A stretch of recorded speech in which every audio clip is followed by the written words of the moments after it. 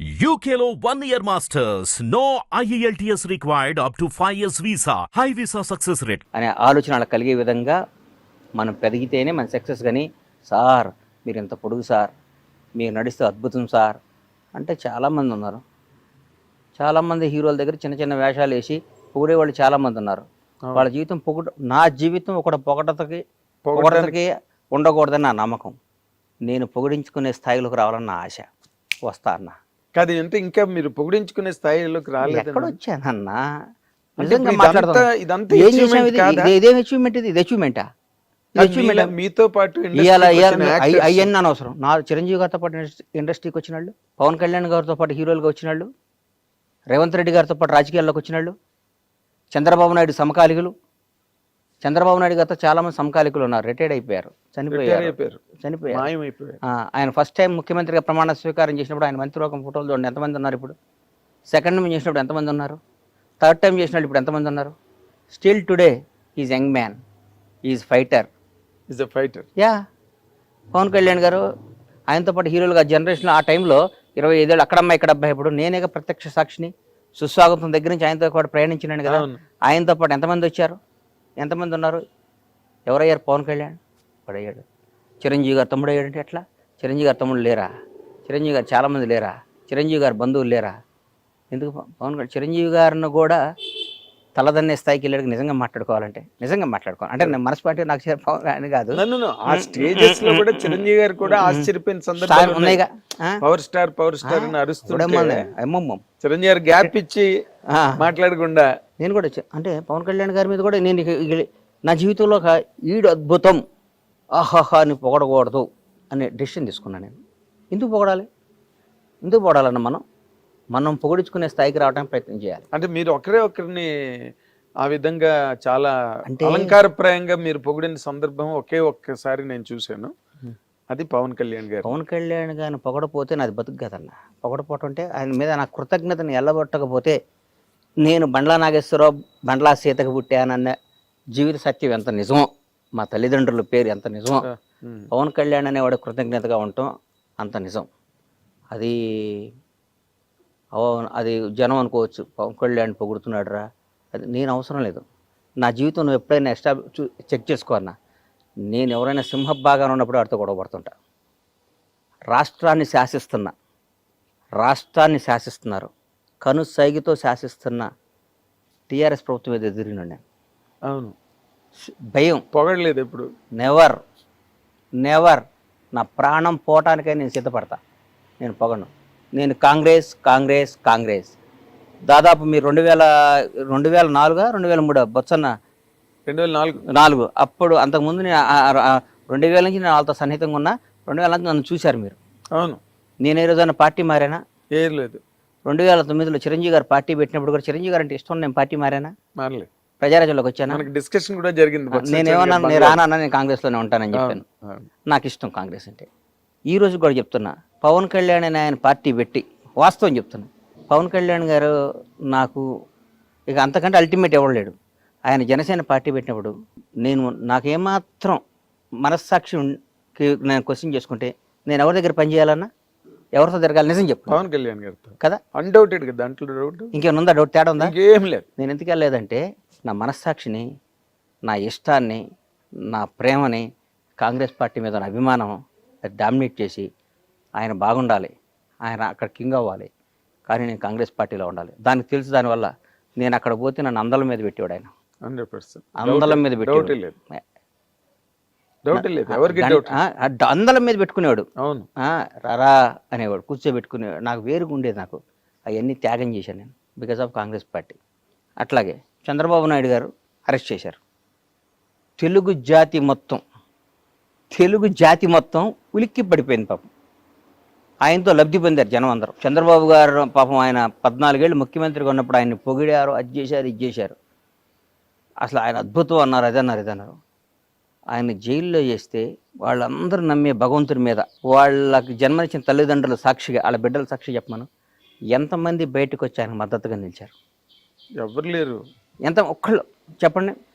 ఏదో మొసలి కన్నీళ్ళు, లేకపోతే దొంగతనంగా, అది కూడా నోరు తెరిచి ధైర్యంగా ఎవరు మాట్లాడారు? పవన్ కళ్యాణ్. తర్వాత నేను మూడు మాట్లాడాను. ఎస్ కేబీఆర్ పార్క్లో బయటకు వచ్చాను, నాకు తెలియదు, వాక్ చేసుకుంటూ బయటకు వచ్చాను. ఎవరో పాపం పిల్లలు వచ్చారు, వచ్చి కళ్యాణ్ బాబు సేవ్ డెమోక్రసీ అది ఇదని పెట్టారు. అప్పుడే రైల్లో మెట్రో రైల్లో చేస్తుంటే అంతకు ముందు రోజు టీఆర్ఎస్ పార్టీ వాళ్ళు ఎవరో ఇక్కడ చేయడానికి వీల్లేదు, కేటీఆర్ గారే మర్చిపోయా, పెళ్ళి మీ ఊళ్ళల్లో చేసుకోండి, ధర్నాలు మీ ఊర్లలో చేసుకోండి అని వ్యంగ్యంగా మాట్లాడారు. చంద్రబాబు నాయుడు గారిని అరెస్ట్ చేసి నా కడుపు రగిలిపోయింది. అంటే అధికారం ఇంత ఇట్లా మాట్లాడిస్తుందా? అధికారం ప్రజాస్వామ్యం ఈ పెద్ద పెద్ద రాజ్యాలే సామ్రాజ్యాలే వెళ్ళిపోయినరా? ఏంది ఇది? జనం ఓటేస్తే గెలిచిన ఇళ్ళు, జనం గెలిపించిన ఇళ్ళు, మేమే రాజులో ఉన్న ఫీలింగ్ ఇస్తారని బయటకు వచ్చి మన ఊళ్ళలో వెళ్ళి చేయండి, ధర్నాలో పనిచేయండి. బాంచేత నేను చెప్తున్నా, చంద్రబాబు నాయుడు అని ఆయన మళ్ళీ ముఖ్యమంత్రి అవుతాడు, ఈ దేశాన్ని శాసిస్తాడు, రాష్ట్రాన్ని వెళ్తాడని చెప్పా. కేబీఆర్ పార్క్ దగ్గర బయటకు వస్తాడు, చంద్రబాబు నాయుడు బయటకు వస్తాడు, ఈ రాష్ట్రాన్ని వెళ్తాడు, దేశాన్ని శాసిస్తాడని చెప్పాను నా నోటితో. 2 అయ్యేసరి గుర్తుపెట్టుకొని జరుగుతున్నాయి. అది క్యారెక్టర్. తర్వాత నేను చంద్రబాబు గారిని నేను కలవలా, కలవలేదు. నాకేం పని అన్న? సందర్భం వచ్చినా కూడా నేను కలవను, నాకేం పని? ఒకడు అధికారంలో ఉన్నప్పుడు వెళ్ళి ప్యాంపరింగ్ చేయకూడదన్నా, కష్టాలు ఉన్నప్పుడు తోడుగా నిలబడాలి. మొన్న ఒక మధ్య ఒక ఆయన షాద్నగర్లో మా థియేటర్ కాడ ఇక్కడ కూర్చున్నా, అన్న టీఆర్ఎస్ వాళ్ళని బాగా తిట్టన్నా అన్నాడు. నేను తిట్టను అన్నా. ఎందుకు తిట్టాలను? దానివల్ల నాకు బెనిఫిట్ ఏంటి? ఎందుకు తిట్టాలి? నా మనసుకు నచ్చాలి కదా. ఒకటి గుర్తుపెట్టుకోరా సీను, మనిషి కష్టాల్లో ఉన్నప్పుడు, డిప్లో ఉన్నప్పుడు వాడిని పొడవకూడదు. వీలైతే వాడు చెయ్యి, నచ్చిపోయాడు వాడు జోలికి వెళ్ళమాక. వాడు ఓడిపోయినాడిని, కష్టాల్లో ఉన్నాళ్ళని నువ్వు ఎదవ్వి, నువ్వు దొంగవి, నువ్వు అది ఇది, వాడు పవర్ లేనప్పుడు పావులు తీసేసిన కూరలు తీసేసిన పావుని ఏ అంటే ఎట్లా? నల్లమ్మల అడవిలో ఒక కింకోపురం తీసుకొచ్చి దన్నాను. అమ్మో, నల్లమ్మల అడవిలో ఒక కింకోపురం తీసుకొచ్చి అప్పుడప్పుడే పట్టుకొని పావుని తీసుకొచ్చి ఏను వేస్తే నువ్వు నల్లగా అయిపోయి 2 నిమిషాలు చచ్చిపోతావు, అక్కడి నుంచి పాయిజన్ చింపి చచ్చిపోతాను. ఇప్పుడు అధికారంలో ఉన్నప్పుడు, పవర్ ఉన్నప్పుడు నీకు దమ్ముంటే ఎదురు తిరుగు. జగన్ గారు మీరు చేసిన తప్పు, చాలా తప్పని ఎదురు తిరిగా నేను. అవును, కేసీఆర్ గారు రేపు రేవంత్ రెడ్డి గారి నాయకత్వంలో మా ప్రభుత్వం వస్తుంది, మేము అధికారంలోకి వస్తాం, కాంగ్రెస్ పార్టీ వస్తుంది అని చెప్పా. వస్తే ఎదురు తిరిగి నేను ఇప్పుడు నిబద్ధత గల్లాడిని, నాకు నచ్చిందే చేస్తాను. నేను నిబద్ధత గల్లాడిని, నాకు నిబద్ధత ఉందన్న. అంతే, నాకు నిబద్ధత లేకుండా ఇవాళ నాగేంద్ర కుమార్ గారు పవర్లో ఉన్నాడు కాబట్టి నిన్నటి వరకు వాడు ఆ రోజు ఎదవండి, నేను చాలా చెప్పాను బాగుపడమని. ఏకచక్రాధిపత్యంతో చేశాడండి, ఒక సైకోలా ప్రవర్తించాడండి, ఒక అదే అండి ఇదే. మరి నిన్నటిదాకా ఏమైంది? అది నిన్నటిదాకా ఆయనతోనే తిరిగి కదను, నిన్నటిదాకా ఆయన్నే పొగిడేవు కదా, నిన్నటిదాకా ఆయన అన్నా నువ్వు తిరుగులేని శక్తి వర్ణ అన్నావు కదా. నిన్న అన్న అయ్యాడు, ఈడు సైకో అయ్యాడా? ఏనా? నిన్న కేసీఆర్ అనేవాడు దేవుడు అయ్యాడు, కేటీఆర్ అద్భుతం, రామన్న అయ్యాడు, సారో అయ్యాడు, ఇవాళ విలన్స్ అయ్యారా? 1 డేలో 24 గంటల్లో మారిపోద్దా? నీ క్యారెక్టర్ మారిపోద్దా? ఇదంతా దేనికోసం? నీ బతుకు కోసం, నీ డబ్బు కోసం, నీ జీవిత అస్తిత్వం కోసం. ఎన్ని రోజులు బతుకుతావు అన్నా నువ్వు? అద్భుతంగా ఎక్సర్సైజ్ చేసి యోగాలు చేస్తే 90 బతుకుతావు అంతే. ఒక 60 ఏళ్ళకి చచ్చిపోతే నీకు నష్టమేనా వచ్చిందా? నందమూరి తారక రామారావు గారిని మర్చిపోయారు. ఇలా రామారావు గారి కంటే గ్రేట్ పర్సన్ ఉన్నాడు ఎన్టీఆర్ కంటే. ఎవరుంటారు? ఎన్టీఆర్ గారిని ఇప్పుడు వర్ధంతి రోజు, జయంతి రోజు దండేస్తున్నాం, రోజు మాట్లాడుకుంటున్నావా? ఏం లేదు. ఇందిరాగాంధీ గారిని మాట్లాడుకుంటున్నావా? దేశానికి స్వాతంత్రం తీసుకొచ్చిన జవహర్లాల్ నెహ్రూ, మహాత్మా గాంధీ మాట్లాడుకుంటున్నావా? అంబేద్కర్ గారి గురించి రోజు మాట్లాడుకుంటున్నావా? ఏం లేదు. ఏప్రిల్ 14 అంబేద్కర్ గారి జయంతి అంటున్నాం. నేను అవసరం వచ్చినప్పుడు అంబేద్కర్ గారి పేరు వాడుకుంటున్నాం, ఆయన గౌరవించుకుంటున్నాం. జీవితంలో మనం బతికినంత కాలం, మనం ఉన్నంత కాలం, మనకు నచ్చినట్టు మనం బతకాలనేది పాలసీ నాది. ఇప్పుడు మీరు చెప్పే పాలసీ పర్ఫెక్ట్, అది ఒక హ్యుమానిటేరియన్ ఆస్పెక్ట్ అండ్ జీవిత సత్యాలు అంటారే, అక్షర సత్యాలు, ఆణిముత్యాలు మీరు ఇప్పటి వరకు టెంప్లెట్స్ అనమాట, ప్రతివాడు మా ఫాలో అవ్వాల్సినవి. కానీ ఇప్పుడు మీరు ఫర్ ఎగ్జాంపుల్ మీరు కాంగ్రెస్ పార్టీని బాగా బలపరిచి దానికోసం పవన్ కళ్యాణ్ గారి క్యాంపును కూడా, పవన్ కళ్యాణ్ గారి మీద ఈ రోజు ఆయన వదిలే, నేను I'm talking about the policy of the party, political party, ఆ ఏరియా గురించి మాట్లాడుతున్నాను. మీరు అక్కడికి వెళ్ళడానికి మొగ్గు చూపలేదు, ఆ ఇంట్రెస్ట్ చూపించలేదు, ఎందుకంటే బికాస్ బేసికల్ గా మీరు కాంగ్రెస్ పర్సన్. మనసు ఒకటను సంసారం ఒక దగ్గర చేయలేం కదన్నా. ఎక్కడ చేస్తాను చెప్పు? నువ్వు ఎవరినో ఇష్టపడ్డావు, వేరే వాళ్ళతో సంసారం చేయమంటే ఎక్కడ చేసాను చెప్పు? చేయలేం కదా. దానిమ్మ బతకటం కంటే సావటం ఇష్టపడాలి. అట్లాంటి బతుకు కంటే ఇప్పుడు కొందరు మాట్లాడతారు, నేడు దాకా కేసీఆర్ కేటీఆర్ అని ఇవాళ రేవంత్ అన్న దగ్గరికి వచ్చి అన్నా అన్న అంటే వాళ్ళని చూసి అనుకుంటా నేను, వీళ్ళమ్మ వీళ్ళు ఇంత చీప్ నా కొడుకులా, ఇళ్ళు ఇంత ఎదవలా, ఇళ్ళు ఇంత అవసరం కోసం ఇంతనా రేపొద్దున ఏదో ఒక రోజు పవర్ పోయిద్ది. 10 ఏళ్లకో 11 ఏళ్లకో ఏదో రోజు దిగిపోవడం ఖాయమే కదా. జ్యోతి బస్సే దిగిపోయాడు. ఎవడో ప్రపంచంలో వెస్ట్ బెంగాల్ జ్యోతి బస్ అట్లా ఆ రోజు వీళ్ళ ఒరిజినాలిటీ బయటకు వస్తుంది. మేము చెప్పామండి, ఆ రోజు విన్నారా అండి అంటారు నా కొడుకులు. మేము మాత్రం ఎప్పుడు కాంగ్రెస్ పార్టీని రేవంత్ రెడ్డి గారిని ఇష్టపడతాను. నేను ఒక్క మాట అడుగుతాను, 100 అడుగన్నా. ఇప్పుడు మీరు మాట్లాడేటప్పుడు అసలు మిమ్మల్ని ఎవరు కాంట్రడిక్ట్ చేయలేని రేంజ్ లో మాట్లాడతారు, దానికి సహేతుకమైన విశ్లేషణ కూడా ఇస్తారు. మీరు పర్సనల్ గా బిట్వీన్ ది 4 walls ఉన్నప్పుడు కూడా మీరు వాళ్ళతో అలాగే ఉంటారండి? అంతకంటే ఎక్కువ ఉంటా, అంతే ఇంతకంటే ఎక్కువ ఉంటా. By God. అవునా? నేను ఈ మధ్య బాగోదు, నాకు ఇష్టమైన ఒక మంత్రి దగ్గర కూర్చొని అంటే, మీరు ఇట్లా చేస్తే మళ్ళీ ఇంకోసారి మనం అధికారంలోకి రామన్నా, మనం అధికారంలోకి రాం, మీరు అట్లా చేయమాకండి. ఇది కాంగ్రెస్ పార్టీలో కొన్ని కోట్ల మంది కార్యకర్తల ఆశ కాంగ్రెస్ పార్టీ అధికారంలోకి రావాలని. కసి 10 ఏళ్ళు ఇబ్బంది పడ్డారు, అందరూ వచ్చారు. మీరు ఇవాళ వేరే పార్టీ వేరే వాళ్ళకి పనిచేశారనుకోండి, రేపొద్దున మనకు వాళ్ళు ఓటేయరు. వాళ్ళు ఓటైపోతే మన కార్యకర్తే మన దేవుడు. ఈ లక్షల మంది కార్యకర్తలు అందరూ కలిసి ఆర్తనాదం అరిచి గోల చేసి ఓటేస్తే మీకు ఈ పవర్ వచ్చింది, ఈ పదవి వచ్చింది, ఈ కారు వచ్చింది, ఈ స్టేటస్ వచ్చింది, ఈ విలువ వచ్చింది. ఎందువల్ల వచ్చింది? కార్యకర్త వల్ల వచ్చింది. వాళ్ళని దూరం చేసుకున్నావా, మీరు కార్యకర్త అయిపోతారు. మీరు నాయకుడిగా కంటిన్యూ అవుదాం అనుకుంటే మీరు అందరితో అద్భుతంగా ఉండండి, మళ్ళీ కార్యకర్తగా అవుదాం అనుకుంటే మీ ఇష్టం వచ్చిన ప్రవర్తించండి అని చెప్పాను. బై గాడ్ డైరెక్ట్గా చెప్తే నేనేం తప్పు చేశాను గణేష్ అని అన్నాడు పాపం ఆయన. కాదన్న, ఎవరిని బాధ పెట్టబాకండి, మీరు బాధ పెట్టకూడదు. బాధ పెట్టే పరిస్థితి వస్తే కలవబాకండి అన్న. ఇక్కడ లక్షల మందిని సాటిస్ఫై చేయడం అనేది కష్టం అన్న. అది కష్టం, ఇది కష్టం. ప్రతి ఒక్కడు ఉంటాడు, ఒక చిన్న ఫోన్ ఉంటుంది, 100 మంది అడుగుతాడు. ఈ ఫోన్ ఉంది, 100 మంది అడుగుతారు, ఎవరికో ఒకటికి ఇవ్వాలి. 99 మంది బాధపడతారు. 99 మంది ఈ 100 వాడికి ఎందుకు ఇస్తున్నామని చెప్పి ఇవ్వాలి మనం. ఈ ఫోన్ను ఈయన బాగా వాడతాడు, ఈ ఫోన్ కోసం ఈయన 10 ఏళ్ళు ఇంత చేశాడు, ఆమె ఏం చేయలేదంటారు.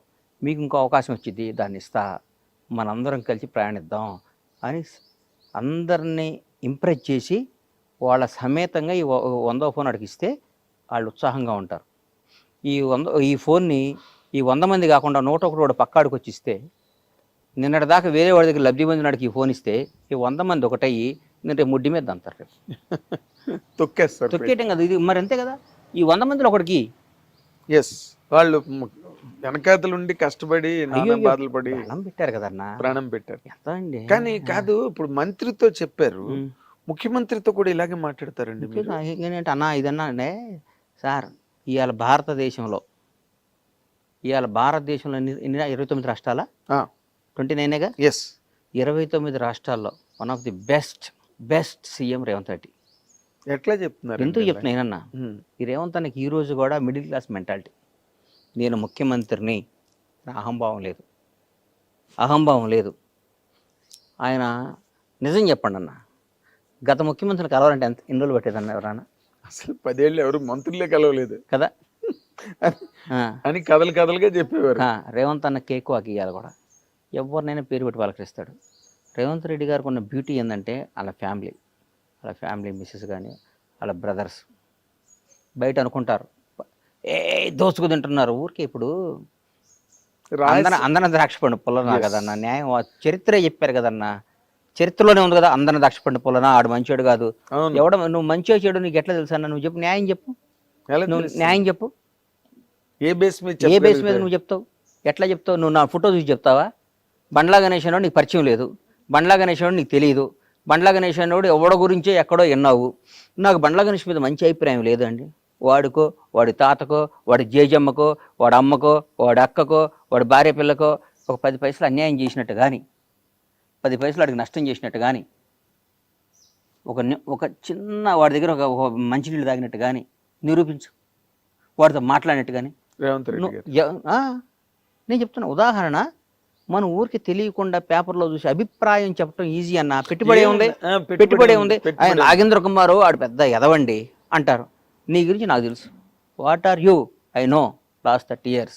మాట్లాడటం ఏముందన్న? మాట్లాడడం చాలా పెట్టుబడి దానికి డబ్బు పెట్టి కొనాలి కార్డు. నువ్వు పెద్ద బూత్ తిట్టాలంటే 1000 రూపాయలు పెట్టి కొనాలి. ఇంకా భయంకరమైన బూత్ తిట్టాలంటే 1,00,000 రూపాయలు పెట్టి టోకెన్ కొనాలి అని రూల్ పెట్టమను. ఎప్పుడు ఎవరిని తిట్టడు.